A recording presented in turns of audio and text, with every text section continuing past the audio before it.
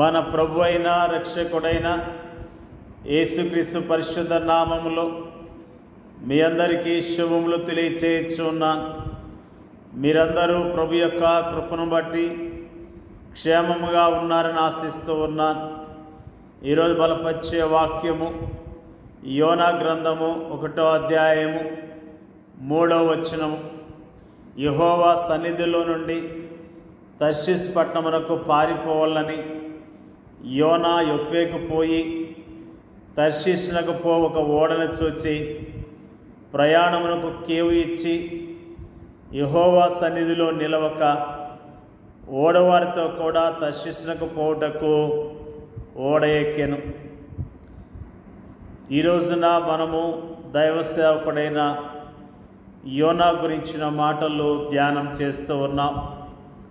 తన సేవకుడైన యోనాను ప్రవక్త ద్వారా ఇజ్రాయేళ్ల దేవుడకు యెహోవా సెలవిచ్చిన మాట చొప్పున ఇజ్రాయేలీల సరిహద్దులు మరలా స్వాధీనపరచుకొనబడినట్లుగా దేవుని యొక్క వాక్యములో మనము జ్ఞాపకం చేసుకుంటున్నాం.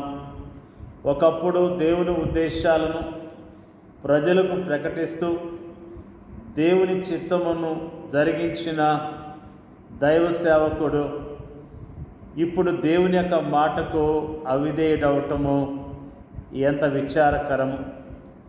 తర్షీషు కొందరు అనుకున్నట్లుగా ప్రస్తుత స్పెయిన్కు నైరుతి దిశలో ఉండగా నినివే తర్షీషుకు వ్యతిరేక దిశలో ఉంది. నీ ఆత్మయుద్ధ నుండి నేనెక్కడికి పారిపోదును, నీ సన్నిధి నుండి నేనెక్కడికి పారిపోదును. నేను ఆకాశమునికి ఎక్కినను, నీవు అక్కడను ఉన్నావు. నేను పాతాళమందు పడుకొనెనను, నీవు అక్కడను ఉన్నావు.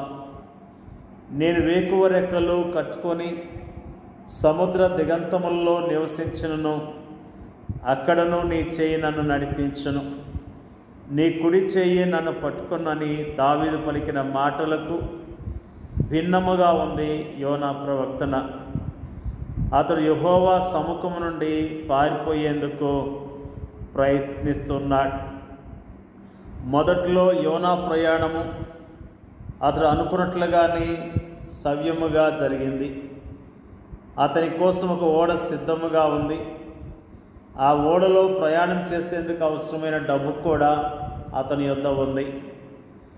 అతడు పండుకొని హాయిగా నిద్రపోయేందుకు ఒక మంచి స్థలము కూడా అందులో అతనికి దొరికింది.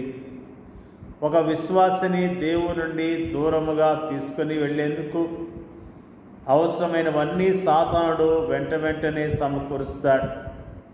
అయితే సాతానుడు సమకూర్చే పరిస్థితులు పైకి సవ్యముగా ఉన్నట్టే మనకు కనిపించవచ్చు, కానీ అవి మోసకరమైనవిగాను ప్రమాదకరమైనవిగాను ఉంటాయి.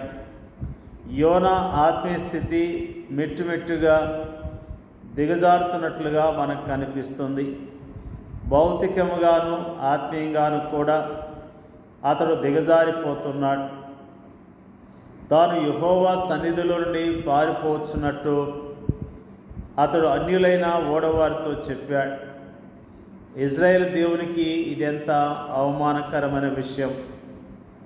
తాను దేవుని యొద్ద నుండి పారిపోతున్నానని యోనా అనుకున్నప్పటికీ కటాక్షమును జాలియు బహుశాంతమును అత్యంత కృపగల దేవుడు తనను వెంబడిస్తున్నాడన్న వాస్తవము యోనాకు తెలియదు.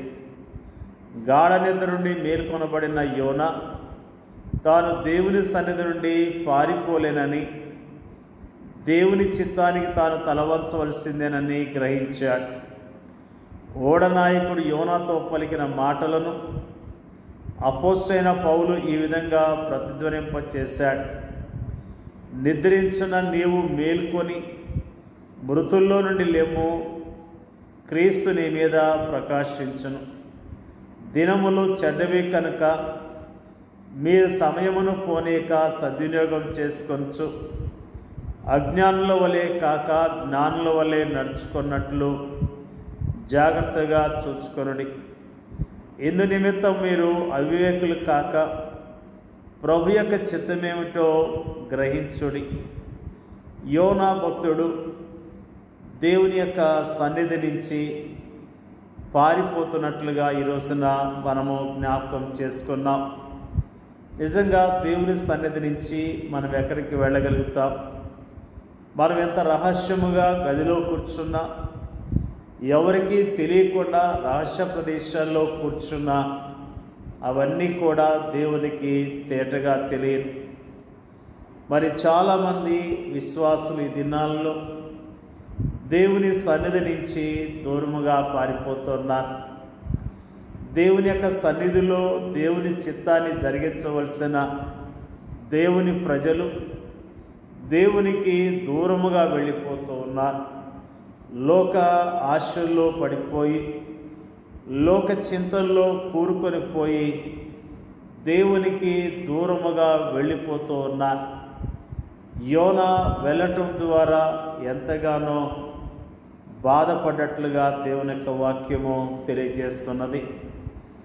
మానవులైన మనము ఆయనకు దూరముగా వెళ్ళినప్పటికీ ఆయన అత్యంత కృపగల దేవుడు, దయగల దేవుడు. ఆయన మనకి సహాయం చేస్తూనే ఉన్నాడు. నిజముగా దేవుని యొక్క చిత్తానికి దూరముగా ఉన్నట్లయితే ఈరోజైనా నువ్వు ప్రభు సన్నిధిలో ఒప్పుకొని సరిచేసుకొని పశ్చాత్తాపడి దేవుని బిడ్డగా, దేవుని చిత్తాన్ని జరిగించే బిడ్డగా జీవించాలని ప్రభు నామములో జ్ఞాపకం చేస్తూ ఉన్నారు. దేవుని యొక్క ఉద్దేశాన్ని నెరవేర్స్తే దేవుడు సంతోషపడతాడు.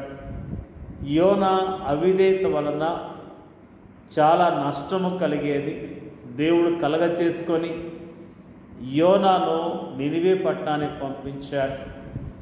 యోనా నినివే పట్టణానికి వెళ్ళటము ద్వారా, దేవుడు చెప్పిన వర్తమానం చెప్పటం ద్వారా ఆ దేశమంతా ప్రజలు పశ్చాత్తాపడి దేవుని నమ్ముకొని రక్షించబడ్డట్లుగా దేవుని యొక్క వాక్యము తెలియజేస్తున్నది. ప్రేమైన దేవునికి బిడ్డలారా, మనము దేవుని మాటకు విధేయత చూపించడం ద్వారా దేవుని నామానికి ఘనత వస్తుంది. అనేకులు దేవుని తెలుసుకొని దీవించబడతారు.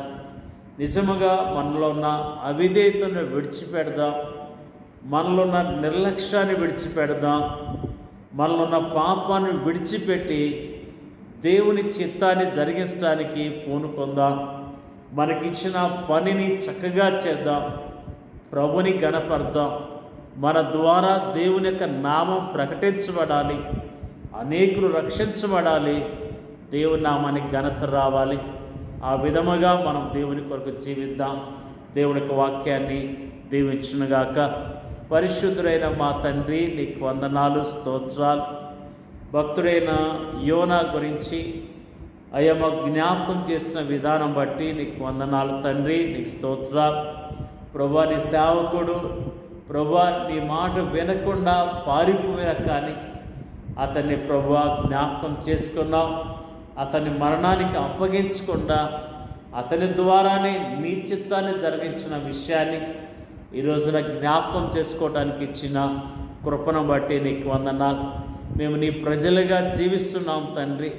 నీ మాటకు విధేయత చూపించడం మాకు నేర్పించండి. మేము విధేయత చూపించడం ద్వారా అయ్యా నీ నామం మహింపరచబడుతుందని, నీ నామము ఘనత చెందుతుందన్న విషయాన్ని గుర్తించడానికి ప్రభా విధేయులుగా జీవించడానికి కృప దయచేయండి. మరి ముఖ్యంగా ప్రార్థన చేయించున్నాం తండ్రి. మా దేశాన్ని మీరు జ్ఞాపకం చేసుకోండి అయ్యా. నీ నామం ఎరిగిన ప్రజలు ఎంతోమంది అవిధేయులుగా జీవిస్తున్నారు ప్రభువా. నీ చిత్తాన్ని జరిగించకుండా జీవిస్తున్నారు. ఒక్కొక్కరితో మాట్లాడండి ప్రభువా. పడిపోయిన స్థితి నుంచి లేవనెత్తి అయ్యా నీ పరిచర్యలో బలంగా వాడుకోమని ప్రార్థన చేయించున్నాం తండ్రి. స్తోత్రాలు. మా దేశాన్ని కనికరించండి, మా దేశ ప్రజలను రక్షించండి, కాపాడమని ప్రార్థన చేయించున్నాం. మరి ముఖ్యంగా ప్రపంచవ్యాప్తంగా నీ సేవ చేస్తున్న సేవకులందరినీ బలపరచండి. సేవకులు నీ చిత్తములో ఉండి ఘనమైన సేవ చేయటానికి అనేక ఆత్మలను నీ తట్టు తిప్పే సాధనాలుగా వాడబడతాని సహాయం చేయమని అడుగుచున్నాం తండ్రి. నీకు వందనాలు. వాక్యం ఇచ్చిన ప్రతి సహోదరిని, సహోదరుడు, వారి కుటుంబాలను దీవించి ఆశీర్వదించమని యేసుక్రీస్తు నామములో అడుగుచున్నాం తండ్రి. ఆమేన్.